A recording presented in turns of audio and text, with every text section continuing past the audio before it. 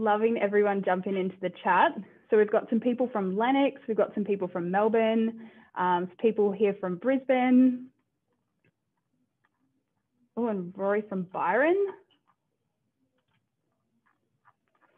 Cool. Well, guys, if this is your first meetup or your fifth meetup, all of these kind of meetups are really geared towards sending you away with some, I guess, key insights and things that you can do for your business. So I guess what we might do is I think we should let's just kick off. We'll sort of let people to continue to dial in throughout the morning, but let's kind of get started. So as you would know, if you've attended the virtual meetups in the past, we really want to make sure this is as collaborative as possible. So we really encourage all of you to use the chat features throughout the session today. We have a number of reloaders in the call, so we'll be kind of gathering together Q&A throughout the conversations. So if while someone is presenting, you have a question, please feel free to just chuck it into the chat. If there's anyone in the chat that can answer that, please by all means, but we will be kind of collaborating or collecting all of the questions throughout so that we can address them in the Q&A at the end. We'll also be sharing the video and a wrap-up article at the end. So if you have registered, you'll get that wrap-up article, so feel free to keep an eye out for that as well. Cool. So before we get started, for those of you who don't know, I'll just do a really quick introduction. So my name is Emily, and I'm the head of growth here at Reload Media. So Reload Media is a digital marketing agency focused on developing customized solutions that help achieve businesses' goals. So we're a global agency. We have offices here in Brisbane, London, and Manila. We have a combined staff of 70 globally and 40 here in our head office. And we've been fortunate enough to partner with some amazing brands, and a few of them you can kind of see on the screen there as well. So at Reload, we work across a range of different channels and platforms to deliver multi-channel digital marketing solutions that get real results. So our approach always starts with that customer journey and then covers that overarching digital strategy, SEO, paid advertising, content, digital media, social, and kind of everything in between. So being a Shopify Plus marketing partner means we've been able to collaborate really closely with our clients, but also the Shopify team to get some really cool results for our clients. As I mentioned, there are a few reloaders who have dialed in today as well. So if you do have any digital marketing questions throughout today, please feel free to just ask.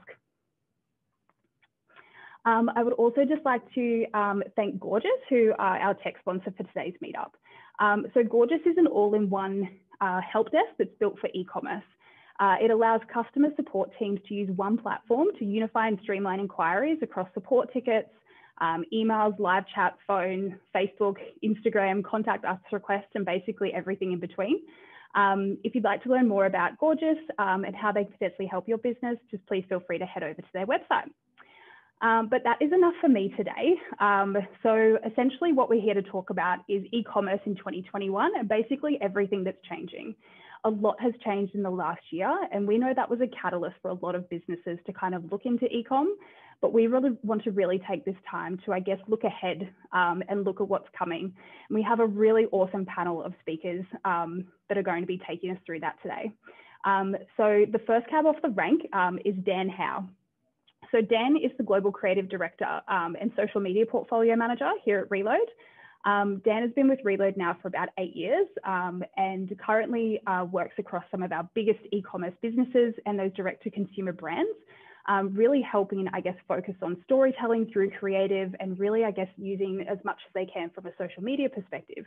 So Dan's going to be taking us through what we can expect and the things that are sort of coming in 2021 for social. So I will hand it over to Dan. Here he is. Hey guys, so as Emily mentioned, we all know social media changes real quick. I think in the last few years, it's evolved to the beast we kind of know today. So I'm just going to take about 8 to 10 minutes to touch on probably 3 broader aspects of social media. So 1 being creative assets and the importance of those for your campaigns.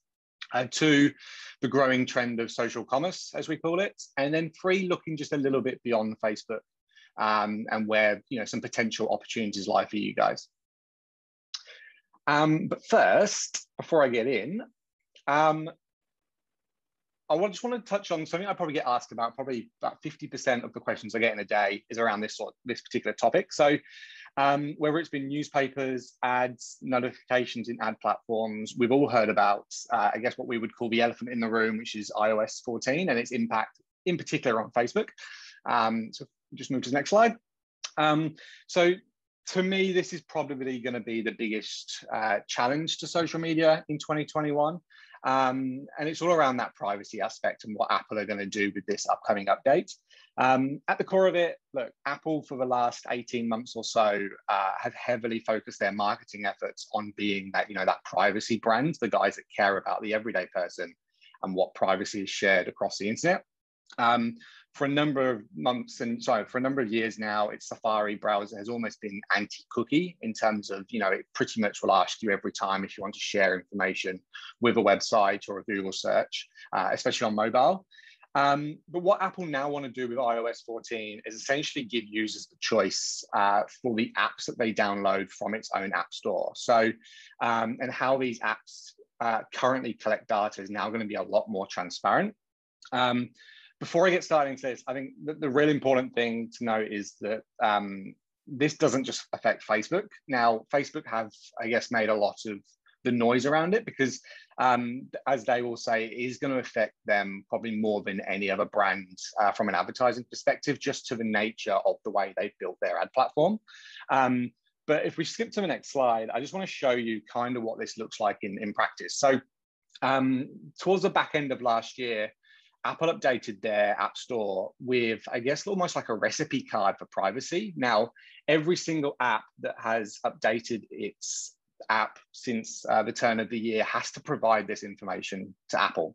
And then Apple can list this on the App Store listing and basically show anybody what the app and what data the app is trying to collect from them. Now, even as a marketer, if you click on Facebook, like I've done in this image here, even as a marketer, it's a little bit daunting, the amount of information that the current Facebook app essentially tries to collect from you as you go about, using the app, but also other apps on your phone. So that's kind of stage one of this rollout. The next stage, which is on the next slide, is all around this pop-up. Now, this pop-up looks a little bit daunting, but essentially what Apple are going to do is provide users with two pop-ups once the update gets rolled out. Now, the first pop-up will be from Facebook once you open the app, and basically explain to a user why they should allow Facebook to track them. The benefit for them, the customized content, the customized ads, the remarketing ads, and so on. Once someone's seen that first prompt, the next pop-up is from Apple, which is the one on the screen. And that's essentially when someone gets the choice to either opt out of being tracked by Facebook or continue to be tracked and get that customized sort of content. Now, unfortunately, there is no way at this stage to know how many people will opt out. It's not something that Facebook have tried. They're essentially just waiting for Apple to test it. Now, if we go to the next slide, we can see that from an advertising perspective, this actually has quite a decent sort of impact on Facebook Pixel, which, as most of you will know, is kind of that ecosystem that the entire ad platform is built around. Now, the first thing to know is essentially we now have two types of customers. We have, the ones that have opted in. Look, they're not going to see anything different. They're still going to get highly customized content. They're still going to get ads from you guys. However, it's those users that essentially now opt out, where from an advertising perspective and from a brand perspective, we just get a lot less transparency in terms of, did they click add to cart? Have they purchased? How long did they spend on the website and things like that? So I guess the key thing to note here is this only currently affects iOS or Apple iPhone users. And it's only those people who opt out that essentially we become a little bit blind in terms of, what we're able to report on. The next page kind of says what I would recommend to do next. So basically what we've got, Facebook encouraging us to do 3 things with the store. Now, the first thing, and I'm sure you guys will all be prompted if you run Facebook ads to do this, is to verify your domain. Now, the reason why Facebook want this is they basically want to ensure that your pixel is exclusively on your domain and you own the data, basically. You're basically saying to Facebook that I am entitled to receive any data from this pixel for this website. Now, this just requires a very small line of code to be added to the website. I would encourage anyone to do this as soon as possible. We don't know when the update's going to happen. The murmurings are sometime this month. So that is priority number one. Priority number two is around the events. So as part of this rollout, Facebook are actually going to limit the number of events you can track as a brand. So when I talk about events, it's, add to carts, purchases, visit a product, maybe sign up to an email. Now, for most e-com stores, this isn't going to be a problem.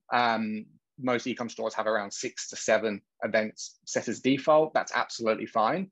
The only thing you'll need to do now is to prioritize which one you want as the absolute priority in terms of reporting. So what happens for that user that doesn't get, basically opts out of tracking? So for the user that opts out of tracking, you will only receive one event in your ad platform. So for example, if you run a campaign targeting purchases and you've prioritized purchases, even for that one user that opts out, your ad platform will tell you if a user who has opted out has purchased. Now, if you prioritize purchases, but they don't get any further than add to cart, you will not see any of that data within your ad platform. So there is an article that we've got on our website at the moment that kind of explains this whole thing in a little bit more detail. And I'm also happy to, post this, send through basically a guide that Facebook have done, an 8-page guide on how to basically roll this out for an e-com brand. But I would encourage anyone listening to kind of start this process and begin working out, those priorities from an event perspective.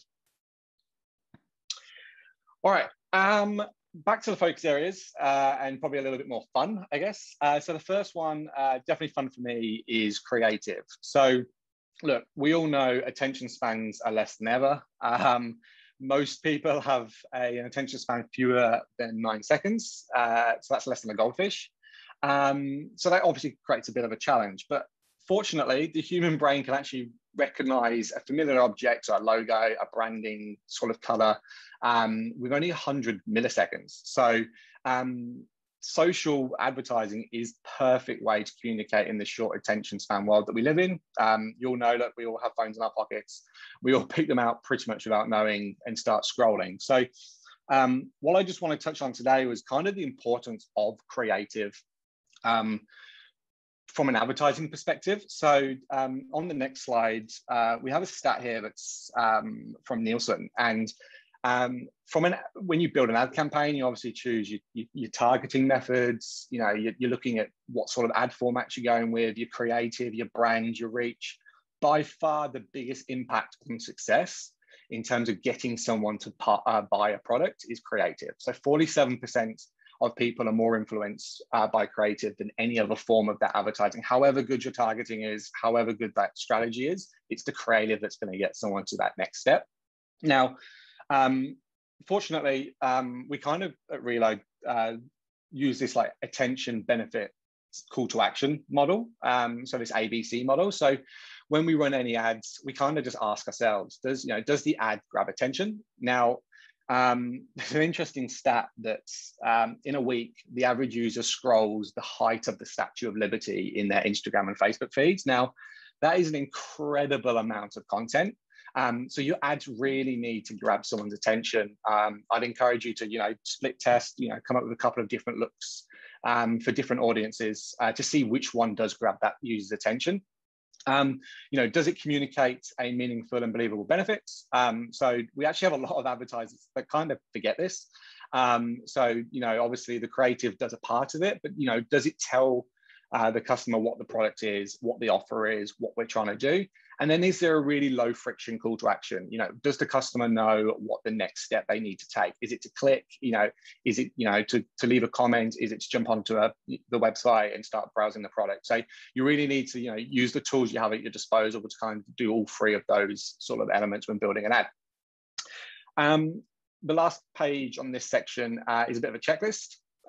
So what I would say here is to try and do as many of these as possible. So, if it's a video, get your brand up as early as possible. Facebook doesn't actually charge you for the first 3 seconds of a video. So if you get your brand up there, but they scroll past it, you've at least got free brand awareness. So yeah, get your brand up as soon as possible. Like I've already mentioned, you know, thumb stopping sort of content, stop that scroll, draw that user in, and then deliver what you want to say.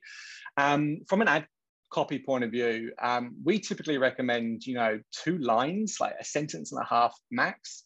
We have done a lot of tests around this, but we normally do find the clear and concise messaging works best. I think if anyone's been in their Facebook feed recently, you don't read a lot of the actual copy, so you keep it as succinct as possible. In terms of, you know, image sizes, the big 2 there are, you know, the 1x1, so the square image.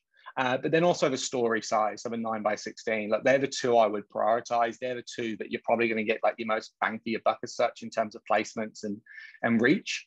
The second last point there around static and video, Facebook actually changed tact a little bit. About 12 to 18 months ago, they pretty much just wanted video content. What they now recommend is a balance between static and video if possible. Now, Facebook has a ton of tools inside the platform to help you guys create videos. But I would encourage you, you know, if you're doing an awareness campaign, run static and video, and you should find the costs absolutely drop because it just makes Facebook's life a little bit easier.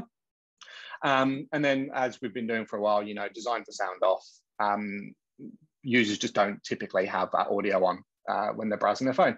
The only other thing I'd mention, especially in terms of an e-com brand, is if you've run collection ads on Facebook and you've stopped doing them, I'd go back and revisit them. So collection ads in particular have had a bit of a renaissance, and we're seeing some amazing results with collection ads, you know, which is basically the ad with the image or the video at the top and then a product feed underneath it.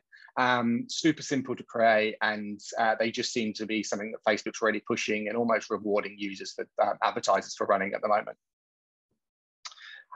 My second one here is around social commerce. So this to me is probably the biggest new shiny thing that we're likely to see in 2021. And I'd imagine by the end of the year, pretty much most social platforms will offer a variation of this.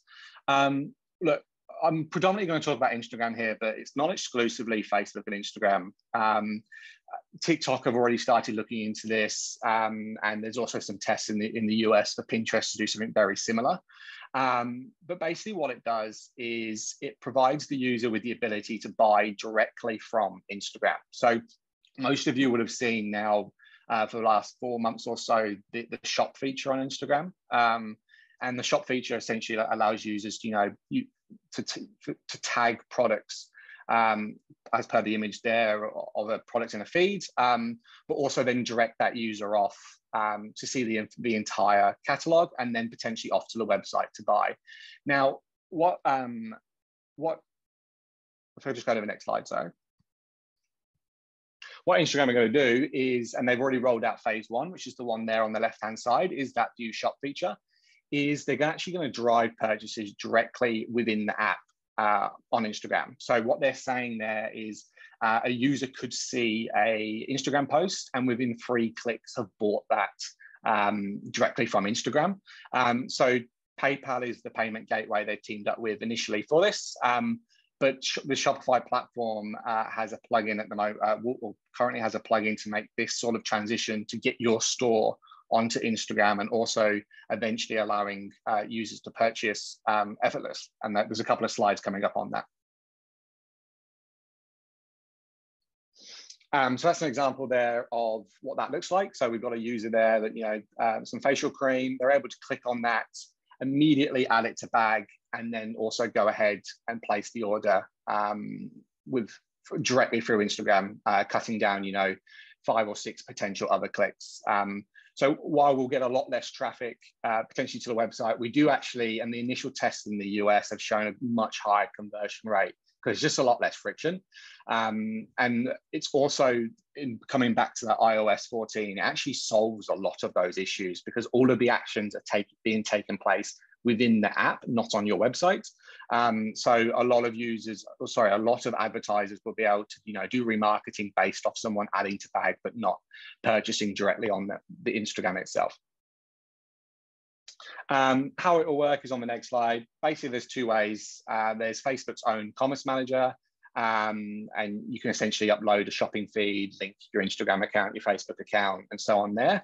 But Shopify, there'll also be a partner platform there, and it's effortless. I've seen the demo of it from one of the US accounts. It's a couple of button ticks, and you can essentially get your store listed on Instagram and then start promoting that organically or through paid advertising. And then the last section is just beyond Facebook. So look, Facebook, and on the next slide there is, I guess, the most used social platforms in the world. Look, Facebook and YouTube are still by far the absolute leaders from a social point of view. But what I would say is there's a lot of value with some of these smaller ones. So if you look down there, obviously Pinterest is down there with 332 million. Snapchat's had a bit of a renaissance in the last couple of months with 382 million. And then you've got a lot of the likes of TikTok sitting around that 800 million. Now, the one I really want to focus on is kind of Pinterest. So we're actually seeing a lot of really positive results with Pinterest. Pinterest is an amazing channel from an awareness perspective. Users go to Pinterest to search for a product typically they want to buy. And I would really encourage, and if we just go to the final slide there, and I really encourage that if you've tried Pinterest in the past organically or even from a paid perspective, that you kind of potentially siphon off a little bit of budget and give it another go. It's got incredible reach. It's giving the users the products that they're looking for. It has become increasingly sophisticated in its targeting. It's very much like a mirror image of Facebook. You're able to do lookalikes, you're able to do remarketing based if someone clicks on one of your pins. And I would really encourage, if you're already doing organic posting on Pinterest for some of that traffic, but to just enable the ads as well. Like I said, we are seeing some really encouraging and cheap results from an advertising perspective, especially when you just compare it with Facebook. So 2021, I would really try and diversify some of your ad spend beyond the likes of Facebook and Instagram, so you're not so reliant on them. Amazing. Thank you so much for that, Dan. I think there were some really awesome tips and insights there. And I know that I'm an absolute sucker for some good creative. I've probably purchased a lot of things that I really did not need because of good creative. And I think that ABC method is an awesome way just to kind of take that and then run with it and launch that for your own business as well. So thank you so much. Just a reminder, guys, I know that a few people have submitted questions, so please feel free to continue to pop them in there. We'll answer what we can throughout, but then we'll also sort of collect some more for the Q&A at the end. So our next speaker is the lovely Tracy from Shopify. So Tracy is a launch engineer at Shopify. So Tracy has about 3 years experience of working with some really high profile and strategic brands at Shopify to enable a successful and smooth launch of their stores. So Tracy understands, I guess, that technical requirements and recommendations for best practice on the Plus platform to maximize efficiency and buyer experience. And she's going to be taking us through some of those key trends that we can expect for 2021. So Tracy, I'll hand it over to you. Thanks, Emily. That's a lovely introduction. Cheers. Yeah, so Tracy from Shopify, and what we're going to discuss this morning, and I'm really excited to talk about this, is some of the trends that we were able to see over the last year. There is a report, and you can get that at the end of this presentation as well. So, so you'll be able to see that at the end. And I'm just going to run through a couple of quick points with you. So, start my timer to make sure I'm in 10 minutes.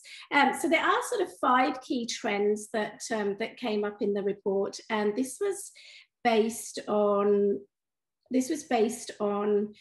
talking to merchants, talking to really sort of leading e-commerce providers, and I'll go through each one with you and some of the tips and things that we can do in the future on our stores.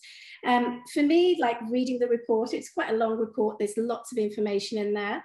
There's a TLDR, and I would say TLDR is that the brands that really succeed are the ones that can make that connection with their customers.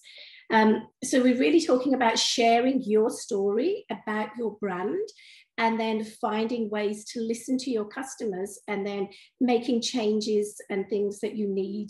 And you can do all of this on Shopify. So trend number one, as we all know, e-commerce went crazy last year. So we had basically we brought forward 2030 in literally 90 days.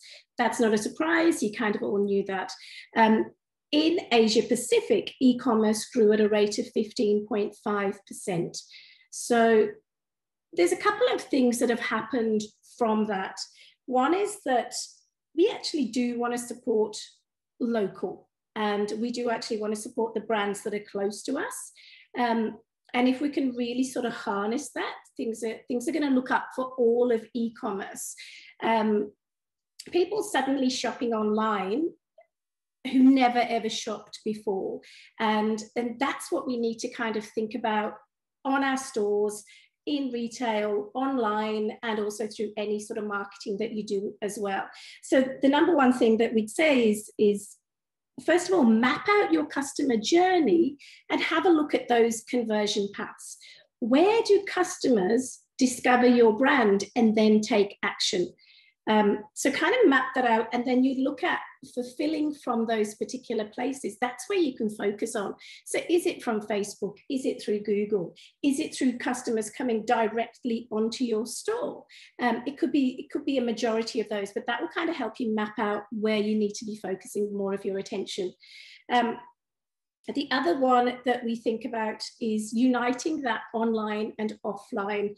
So a lot of brick and mortar stores came online last year. So huge brands, we're talking Heinz and Lindt, they realized that they now have to go direct to consumer.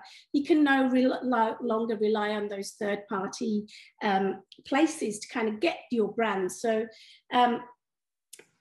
with the COVID situation, you could find that you're a brick and mortar store, but then you've got to close. So instead of scrambling to get online, be online now and have that ready.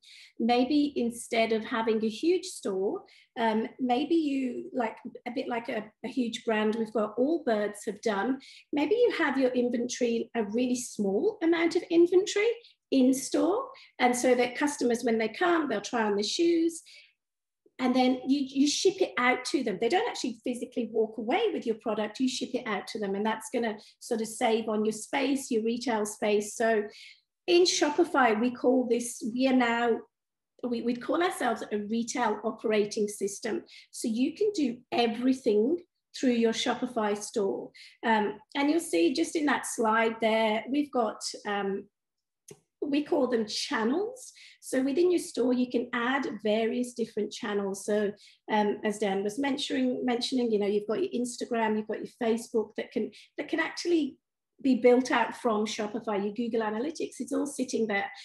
Importantly, there is your POS system as well. So we've got a brand new POS system, and hopefully, fingers crossed, we're going to be having the reader as well available to the Australia Pacific region as soon as possible, because we need that all sort of integrated. So there's lots happening, and on your own store, you can link into all these different channels, and that's going to help you have it all in one place. So it just links all from your inventory.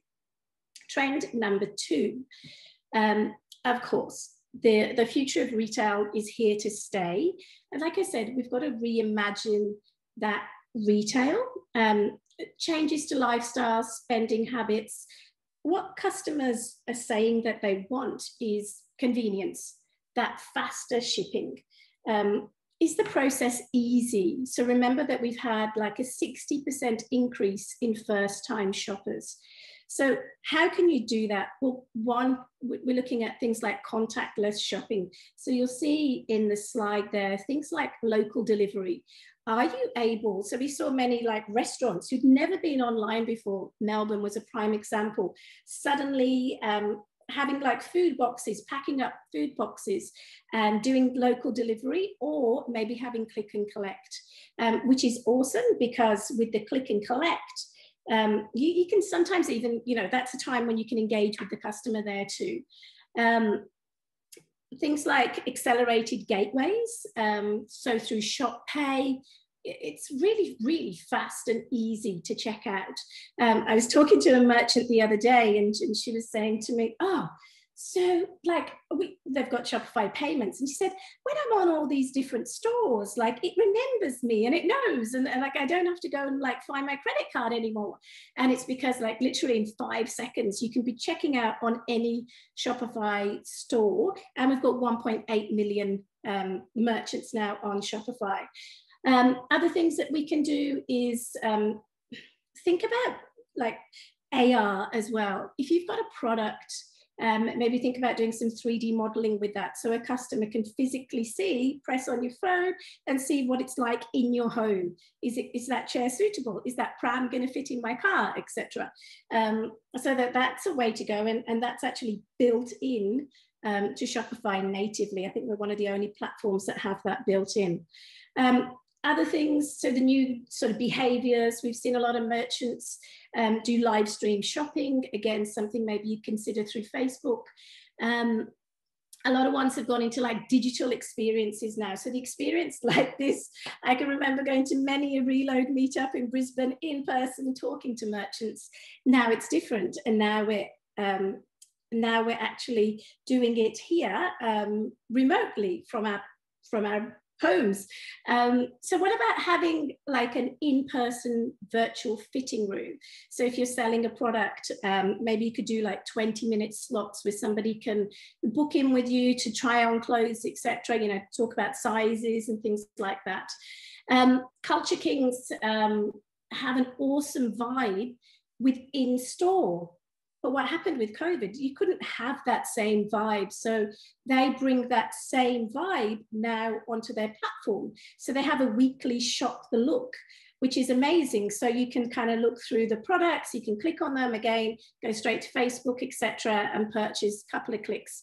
Those are the kind of behaviors now that consumers are wanting. Trend 3, shipping. Went a little bit, what do we say about that last year?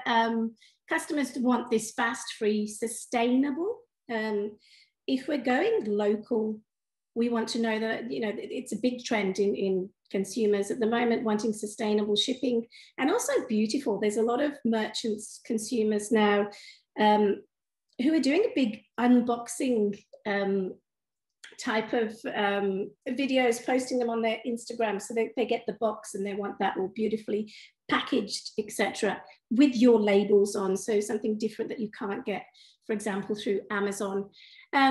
So shipping in Australia, a couple of things we'd suggest: maybe investigate 3PLs. Are there ones that you can get close to where your customers are?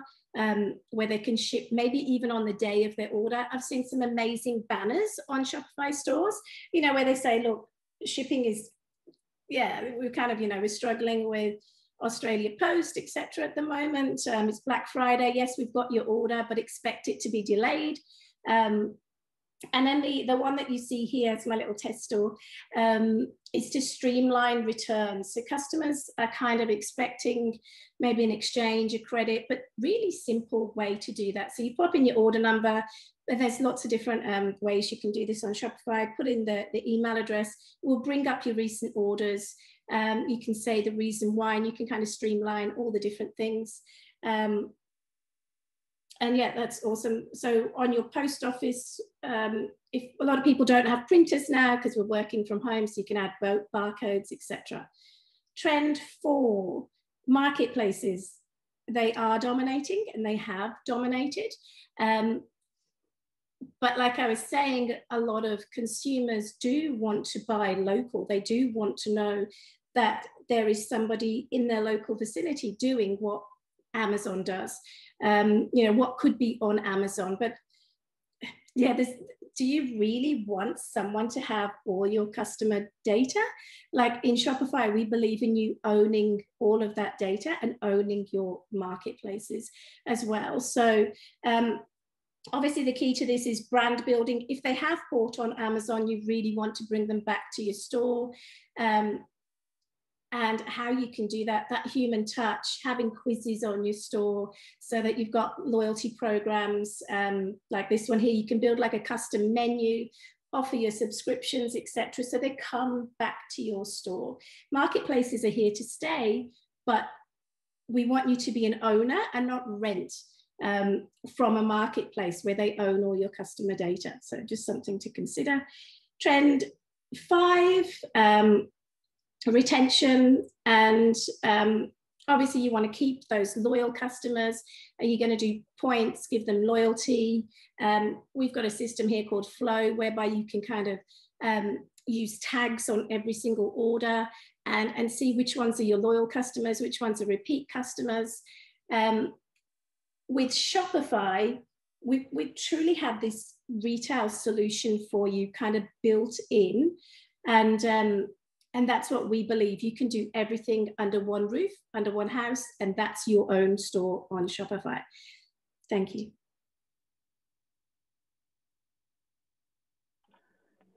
Amazing. Thank you so much, Tracy. Before we kind of continue on with live, I do just want to flag that it's just come to my attention that you beautiful people that are dialing in today can't actually see our faces.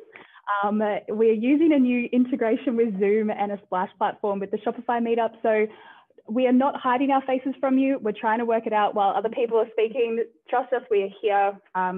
Yeah, so just a heads up to that.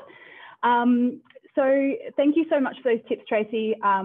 Really keen, I think, to get your Q&A submitted as well, so we can continue to ask more questions of Tracy when she's back. Definitely keen to use the Shopify knowledge while we have her here as well. So our next speaker is Elias Latouf. He is the agency lead at Google. So Elias in his role works with some of Australia's most innovative and leading independent agencies. Elias has about 10 years of media and marketing experience across various different roles, but he's worked directly with brands like CommBank, Stockland, Nine Entertainment, Microsoft, General Motors, Holden. It's a pretty impressive resume you've got there, Elias. But in his time in those different businesses, it's given him a rare perspective on, I guess, the inner workings of technology and media and marketing industries in Australia and abroad. So without further ado, I will hand it over to you, Elias. Thank you so much, Emily, and good morning, everyone north of the New South Wales-Queensland border. Good afternoon for those of you like me south of that border.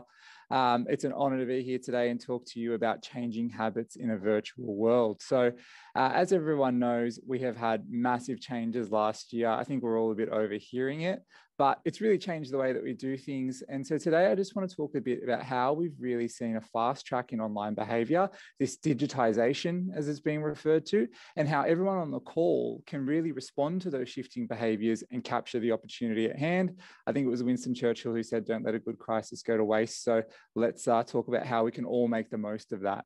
Now, Ebony and I have rehearsed using my voice to transition and animate the slides. So just bear with us. We're about 70% of the way there. But if I need to, I'll just tell Emily next slide and we'll go from there. But I think we've got a pretty good thing going on at the moment. So thank you, Ebony, for transitioning these in the background. So changing consumer behaviors, what's happened over the last year and what are some really strong data points? Now, this slide used to be called Aussies Have Adopted to the New Stay-at-Home Economy. I'd actually argue now that we do have a stay-at-home economy, something that, as Tracy mentioned earlier, consumers are used to shopping online.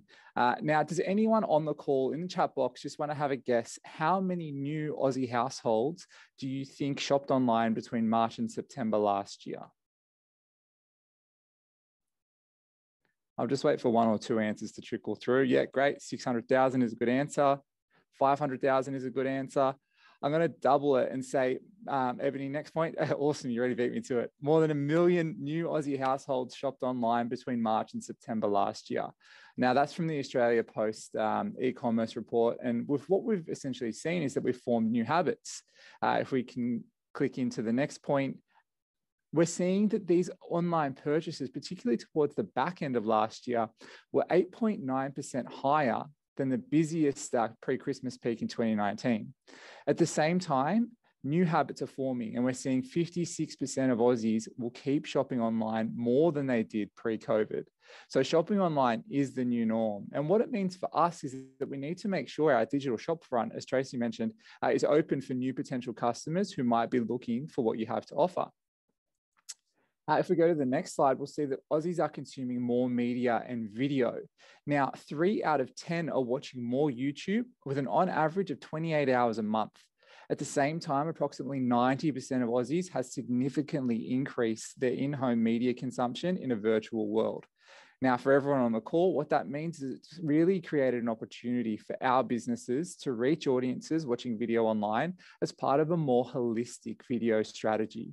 Now, if you think about your own behavior during the last 12 months, we've really just had more downtime. And at the same time, we've had more screens in front of us more consistently. So the living room is actually where we've seen tremendous amount of growth, particularly on YouTube, as people start to use their smart TVs and dial in to over-the-top streaming services, YouTube being one of them. Now, I want to just pause there for a moment and talk about the path to purchase and what's really influencing consumers between their first moment of awareness and their final purchase. We call this the messy middle. Now, we've partnered with the Behavioral Architects, a global consultancy firm, to better understand this. And for the past 2 years, Google studied over 250,000 online shopping journeys. Now, I'm here to share some of the surprising findings around how marketers can show up when it matters most, especially during times of uncertainty. And the first point is there is no linear path to purchase. There's no longer this really nice funnel where, someone saw an ad, went on the website, purchased the product. It's really messy, and consumers' journeys are not these linear funnels. Instead, we're looking at what's the trigger and when was the purchase made? Because shoppers are doing one of two things at the moment. They're either exploring or evaluating different options. Now, what that means is, point 2, logical reasoning often gives way to our emotions. So we end up making decisions that surprise even ourselves. I don't know how many of you on the call have made a purchasing decision and you've just sort of gone, you've either got it and think, why did I actually buy that? Because the logical brain sets the alarm and then the emotional brain snoozes. So for example, the logical brain says, let's eat salad for lunch. And then the emotional brain's like, I want cake at 3 p.m. in the afternoon. The good news for marketers is that there's universal behavioral principles that can help us understand how biases influence the purchases that people make. Now, point 3, these behavioral biases, as I mentioned, are affecting our buying decisions. And that's things like scarcity bias. We saw this with toilet paper, the most used currency in 2020, social norms, authority bias, the power of free and using free as a way to hook people in, and the power of now, affecting people's decisions online and in the real world. Now, these biases can nudge consumers out of the infinite exploration evaluation loop and into making a purchase. And we really see that strong effect for brand preference over one another. So what does this mean for everyone on the call? What's the key takeaway here? We need to leverage these behavioral principles by making your offering and your creative messaging as compelling as possible for consumers to take action then and there. This is a great piece of research that is actually available to everyone, and I'll link to it in the handouts from this session, called The Messy Middle, and it's on Think with Google, and I'd highly recommend having a look through it before setting up some of your campaigns or thinking about your new consumer path to purchase. But what's the one key takeaway? If you're like, Elias, just tell me what I need to do. It's really about being there. It's about showing up, and when search matters is a massive form of intent. 1 in 3 people will choose their second choice company on Google just because it's there. And when we show up, though, we need to make sure the experience is great. Now, I want to take a moment just to play a quick video to talk about experience. And I want to really focus on what's the experience on websites in particular.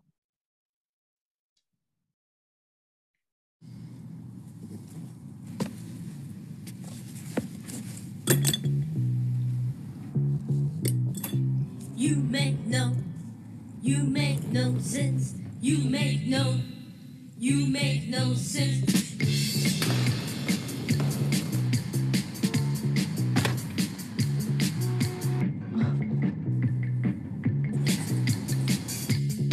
Hello. You make no sense. You make no sense. Say you make no sense at all.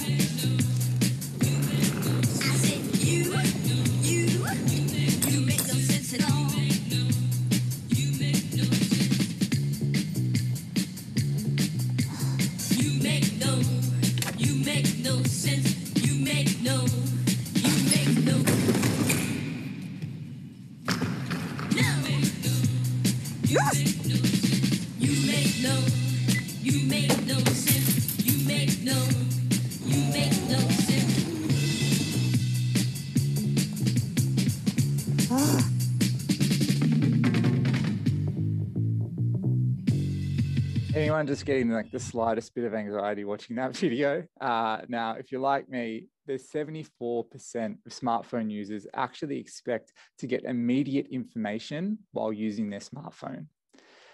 Pretty crazy, and I think we can all agree with that. So if we go to the next slide, what we need to be mindful of is when you show up, greater user experience is absolutely critical. Anyone in the chat want to have a guess how many people will abandon a website that takes more than 3 seconds to load?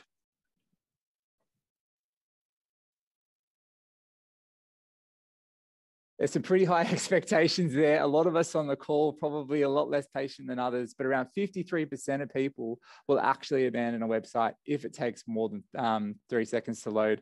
And 37% of Aussies say that a reliable website is more important to them than previously.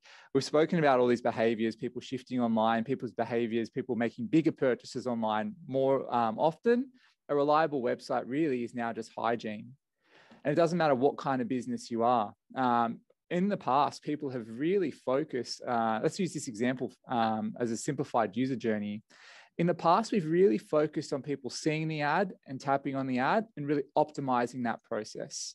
Now, if what I want to flip the mindset on is if we focus on the mobile experience in that second half of the equation, once someone enters your site or app and then converts, because what happens before the ad and what happens after the ad is, if we look at the investment that goes to before versus the investment that goes to after, there's a lot of time and money going into that first part. But we need to focus just as much on the mobile customer experience in that blue section there for us to really convert on our objectives. Now, obviously, that doesn't mean we neglect the first part. It's very important to be seen and to collect to find your customers who are most likely to do business with you. But I really want everyone on the call to think about how we're optimizing that back-end mobile experience to really drive more conversions and drive more revenue for all of our businesses, which will increase our profits. Some great research from Forrester and Google show that companies investing in improving mobile experiences have seen 3-digit growth in mobile conversions. At the same time, I want to focus on how a company overhauled its brand site to focus on site speed. Now, this is BMW and their road to a faster mobile site. They used AMP and progressive web technology to make their site fast and reliable for their customers. This site now loads 3 times faster, and the proportion of people clicking to see a BMW sales site soared from 8% to 30%. Now, in turn, that increased conversions by 275%. And an added benefit was the SEO rankings, because that added nearly 50% more traffic in search engine optimization. So really, no matter what kind of business we're in, speed is absolutely critical. I've spoken on long enough about why we need to do all this. Let's talk about what we can do today to set up our businesses for success. The first point is responding to these new consumer habits. How are we actually going to be there to respond to these changes and the new media and online consumption habits? The first is to be there on relevant platforms such as Google Search and YouTube to win in a really competitive and contracting market. The second, influence your customer. I spoke about that messy middle research, which you can all view. Be really compelling with your messaging and offers that trigger an emotional response and prompt people to select your business. The third, when you create your potential customer, when you get your potential customers' attention, create awesome experiences to win the indecision. Make it super easy for people to take action and be differentiated with your web and mobile experience being the fastest possible. How can we help you do that? I'm going to share a quick tool with you. Test My Site. We will share this in the links. Please jump on there, plug your website in, test how fast it loads. If you're having trouble getting investment from either your boss or managers or your company, there's actually an ROI calculator that will tell you if you increase your speed by X seconds, you can expect this much profit. Fantastic tool for all kinds of businesses. Convert more visitors, making it seamless for people to navigate and complete key actions. Forms are so critical if you are a form lead gen based business. Really important to get those forms nice and tight. Work with Reload. They can really help you optimize your forms and your sites to make sure that you're capturing the best opportunity on your site. And no 2 users are alike. So really think about how you can deliver personalized and relevant experiences. Now, before I go today, I do want to talk about one last thing, and that's a really exciting integration that Google has just launched with Shopify. This is hot off the press, an integration between Google and Shopify. It's rated 4.6 stars in the Shopify app, but it's all about smart shopping campaigns. Now, if we focus on that front end of that yellow and blue journey I spoke about, this is where you can really make it easy to launch Google Smart Shopping campaigns, which are automated shopping campaigns that require not a lot of work from your end to find customers through Shopify, making it really easy. You don't have to worry about your feeds or anything like that. This is brand new. I'd encourage anyone with a Shopify site to really try this and give it a go. And you can do all that through Shopify. So thank you everyone so much for your time. And I will now pass over to Ed from Trademark. Amazing. Thank you so much for that, Elias. And some really good, helpful tips, I think, for everyone in there as well. As mentioned, we'll be sending out a video of this and we'll be doing a wrap up. So all of the links and everything will be in there as well. So our last speaker, and to bring it home, is Ed from Trademark. So Trademark are a social impact workwear business that makes a variety of work shirts that act as a catalyst to starting a conversation about mental health and make that invisible issue impossible to ignore. Ed is also the co-founder of TIAX. Am I saying that right? The TIAX Foundation? Yes. Yep, awesome. And it's a free text and call service to clinical psychologists that is accessible for all Australians. So really awesome brand with a really cool message to back that as well. So I will hand it over to Ed. Thanks, Emily. Great to be here, guys. It's a bit odd speaking to a group of people that I cannot see, but we'll run with it. Very exciting. Yeah, so a bit of a background. So yeah, as Emily said, Trademark, we're a social impact workwear business. It was co-founded by myself and my best mate, Dan. We're two carpenters by trade with over 15 years experience combined between the two of us. We met on a building site here in Brisbane in the end of 2014. And yeah, large days out on site, hot summer days, a lot of humidity. We're always dreaming of things we could do that was not carpentry, and yeah, different business ideas. So we saw that there was a bit of a gap in the market for some different workwear, let's say that. So we started investigating that originally. Sadly, Dan lost a close mate to suicide at the end of 2015, and that was sort of a very large eye-opening experience for the both of us. We're both, privately educated blokes. We'd never learned anything about what mental health was, stress and anxiety and depression. It was stuff that was heard of, but we weren't educated in that space. We looked around to see, what was out there for blokes like us, and nothing really seemed to speak to us in any way. So we started to investigate how we could make a bit of a difference. We met some people along the way, learned what social impact was and profit for purpose. We thought this is a perfect opportunity to not only start a business that we really want to, get going, but also make some social change and get some more people to bring mental health to the forefront and change the culture, especially among the blue collar workforce of Australia. So we're turning 3 in a couple of weeks, actually. Yeah, we're in March already. So we're turning 3 this month, which is really exciting. We've now got a team of over 10 full-time staff here in Morningside. And we've been able to grow a customer base of just over 25,000, which is really exciting. So how we make our social impact. So obviously we launched with Trademark and starting conversations about mental health on a daily basis through our variety of work shirts and accessories. We've also been able to plug into our supply chain other social impact businesses and make more impact, as I said, sort of through our supply chain. So Work Restart is a program run out in the prison system outside of Brisbane here, working with inmates to stop the rate of recidivism and cutting the cycle of them reoffending, which is really cool. So they make a wedge of accessories for us of dead stock. So rather than us having to heavily discount stuff or turn into rags, we're able to repurpose that, make it into a product. And it's also far more economical and environmentally friendly for us. And also we've been working with It's Not Okay Projects and She Rescue Home in Cambodia, which works with women caught up in the sex trafficking industry in Southeast Asia. Sadly, that foundation has now lost funding through the church due to COVID, but our range of polos that we have online at the moment has been through that, and our hoodies as well, which has been great. We've also been able to partner up with Send Able, so they're a social impact business, 3PL here in Brisbane. They reached out to us and it was a perfect fit. So they warehouse, pick, pack and dispatch our product Monday to Friday. So we employ 7 to 10 people with intellectual disability through multi-cap with that, which is amazing as well, who would otherwise be in full-time care. And as Emily touched on previously, TAX is our non-for-profit, which is a text and call service direct to clinical psychologists, Monday to Friday, 9 to 5, which is already given out over $300,000 worth of free mental health support to families and employees around Australia, which is awesome.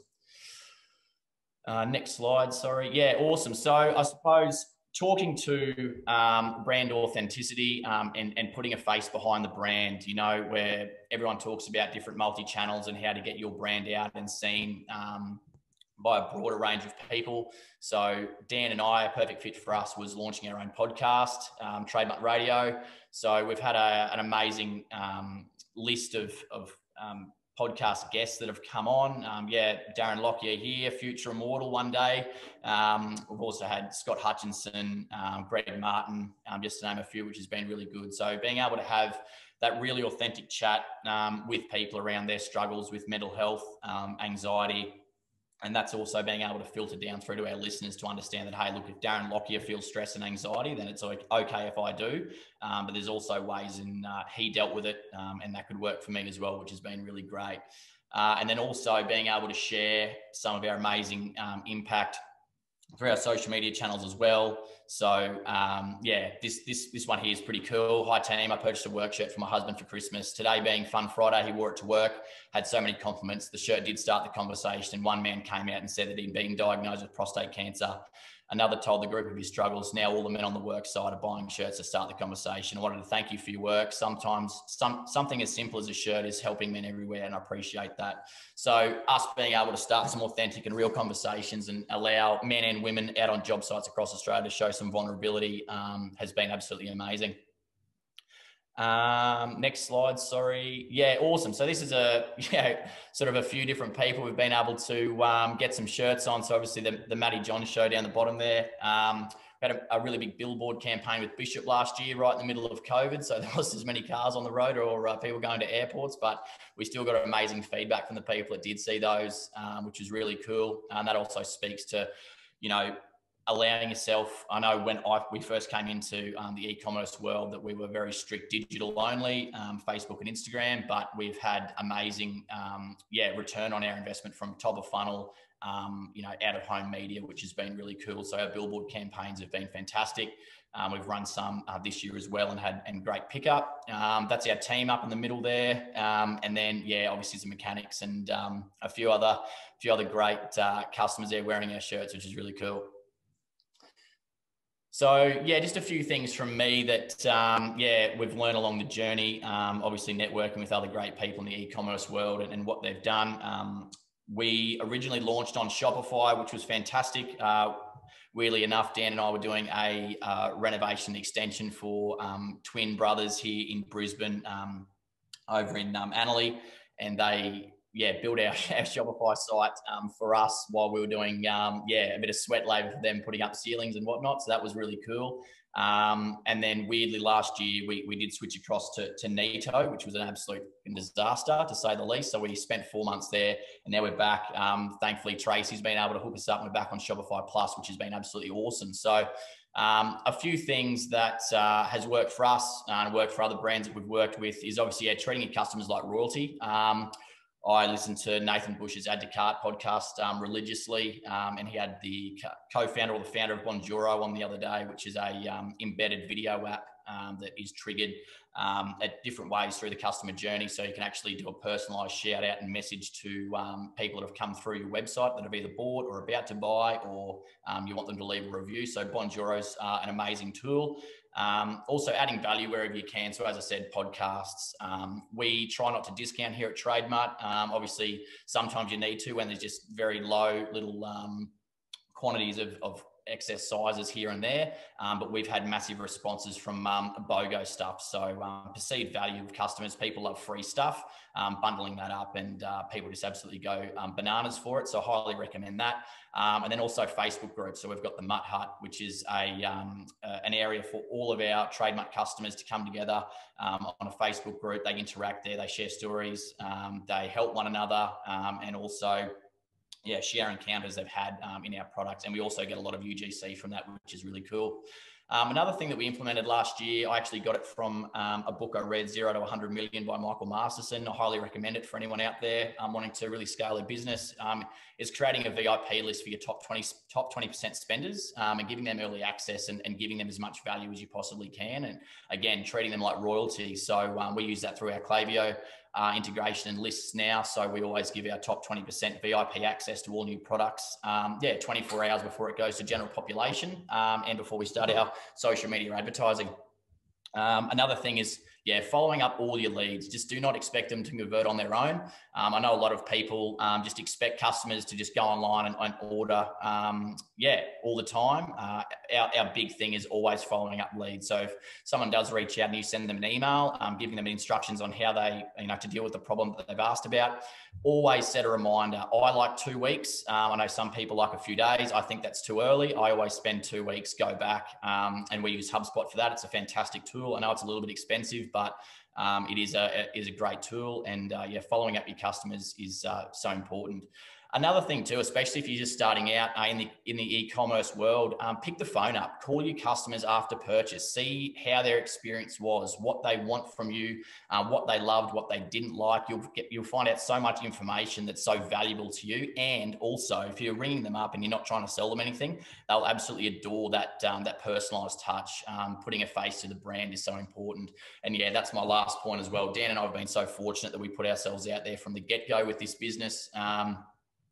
People have resonated with us. We're just two dickheads. We like to, enjoy ourselves. We wear, thongs and footy shorts to work every day. We're very laid back, and people do resonate with that. So I 100%, guarantee you'll have a really positive pickup with your brand if you're putting your face behind it and telling your story and being truly authentic.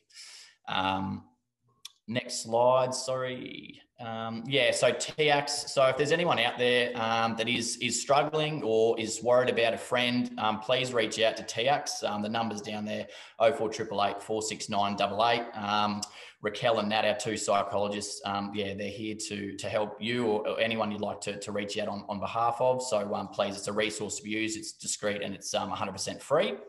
And the last slide is, we're currently hiring as well, looking for a customer service specialist. If you want to join the team, please reach out. There's a link to our socials down there. And if you want to connect with me directly on LinkedIn, please do, or you can email me, and there's my phone number as well. Love to help out wherever I can. So don't be afraid to put your hand up and reach out. And thanks so much for your time. Really appreciate it. And hope you all got something out of it. Cheers. Awesome. Thank you so much, Ed. I think there were some really good insights there. And I think it's just awesome as well to hear from such a genuine business that's going through those kind of things and what you've actually done to achieve the results that you've had. So that was awesome. Thank you. So what we're going to do now, as I mentioned in the chat, guys, I know we've gone a little bit over, but all of the panelists are keen to stick around for another 10 minutes or so. So I will invite all of them to turn on their videos now and come back on. Ooh. My screen's just disappeared. Okay, cool. Cool. Alrighty. Well, I think I have everyone on here now. So again, guys, thank you so much for dedicating your time today to run through your presentations. We do have quite a few questions that were submitted. So I'm just going to dive into a few now, and they are directed at each individual speaker, but if you have an answer, please feel free to jump straight in. So the first one we have here is actually for Elias. So how do you recommend incorporating the messy middle section into an approach and what they should do across YouTube ads as an example? Yeah, awesome. So Messy Middle is very much a holistic online sort of behavioral piece of research. If you look at the report, it's very, very detailed, over 20 pages.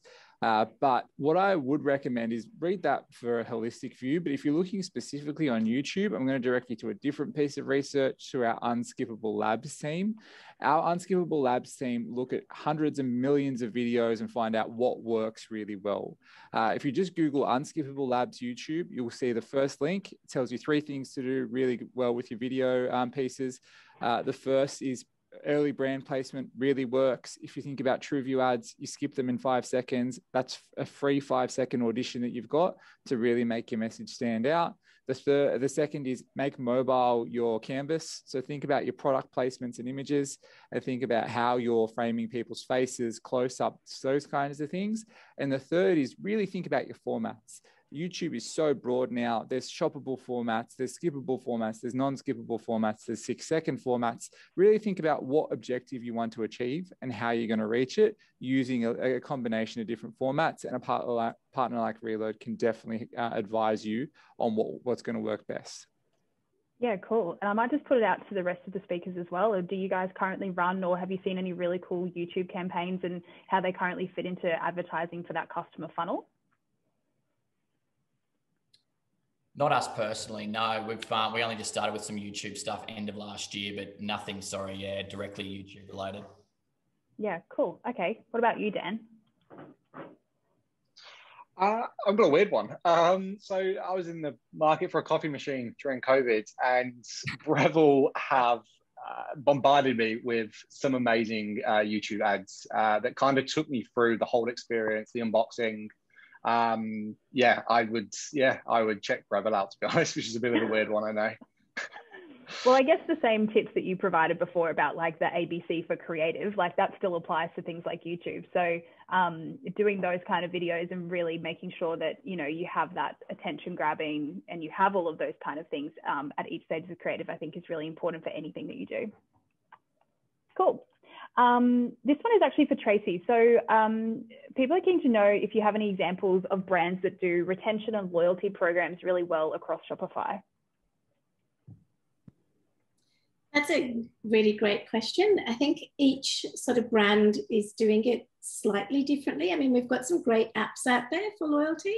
I would suggest actually reaching out to them and seeing and letting them kind of tell you who they sort of think is killing it basically in that arena. So like Loyalty Lion, Smile, all of those kind of brands, they're doing amazing. I'd reach out to them. I personally have had some great sort of emails like, you've got this many rewards, you've got this many credits, and like that reminder, oh, that kind of could expire. I need to go back into this brand and make sure, you know, that I use up my credits that I have.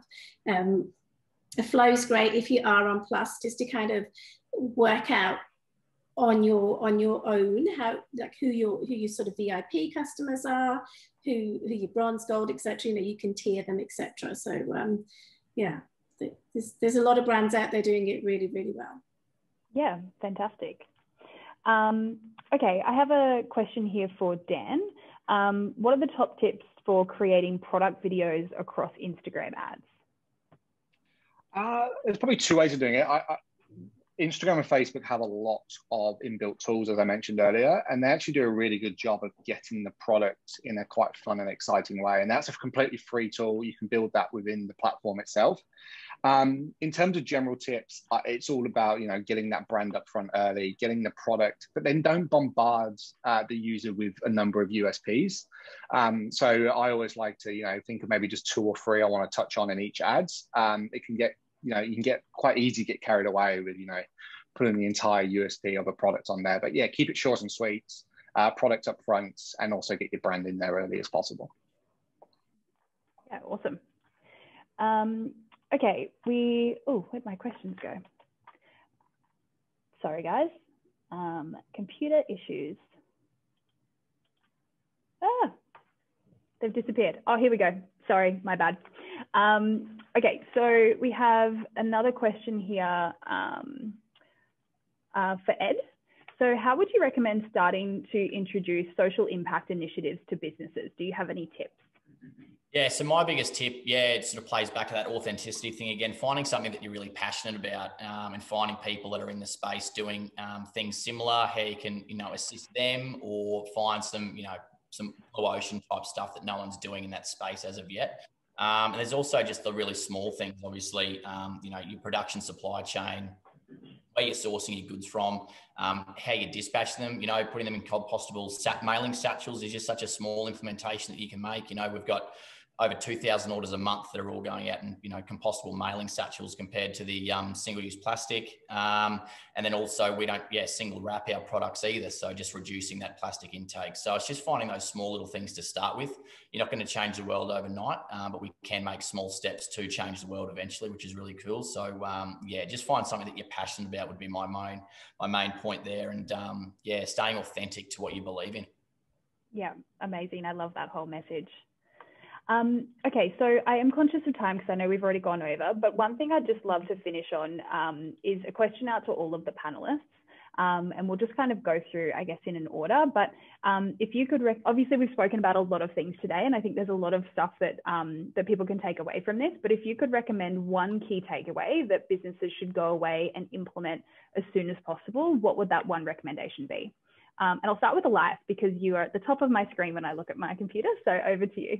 Thank you. I think just given the stats that I shared earlier, mobile page speed is so important. Jump on the tool once the reload team send it through, have a crack at looking at what your mobile load page speed is and work on getting it down. Awesome. Dan, passing the baton.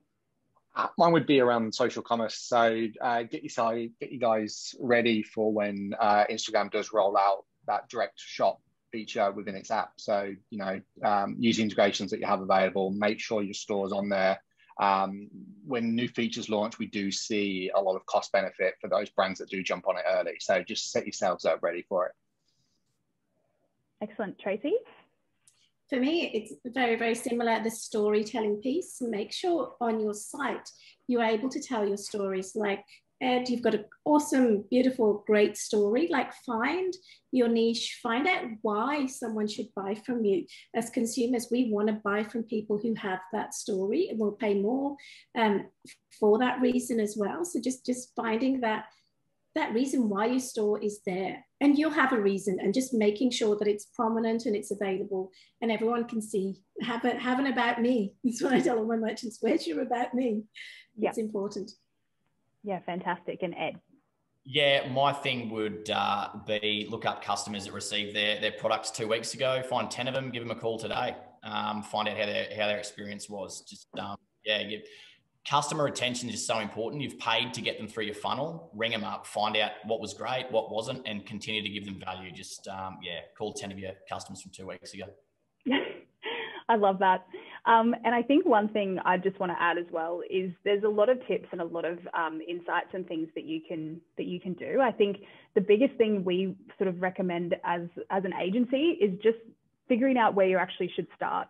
There's a lot of things that you could do. I think sit down, actually put together a plan, look at your data, look at where your gaps are, look at where you can actually control, where you can push and pull different levers, and just make a start. You're not going to be able to do everything at once. So I think just trying to focus on those things that can have that immediate impact for your business, be it for, the social commerce or anything like that, like just trying to figure out where's going to have the biggest impact for you now, and then just basically start. Cool. So I just want to thank the panelists again for taking the time to come on and present at this virtual Shopify meetup. And also thank you everyone that's attended. I know we went a little bit over, but hopefully you got some really cool insights out of this as well. We will be sending a wrap up out and we will be adding in a few, helpful links in there as well. Reload are offering a free e-commerce marketing health check. So if you don't know where to start, feel free to contact us. We're more than happy to chat to you about your business, look at your existing data, and kind of give you some tips as to where we would recommend to start. We'll also be sharing all of those helpful links from Shopify and Google as well. So enjoy the rest of your day. Thanks again so much for coming. And yeah, hopefully we can see you all again at the next meetup. Awesome. Thanks guys. Thanks, guys. Bye-bye. Bye. Thank you.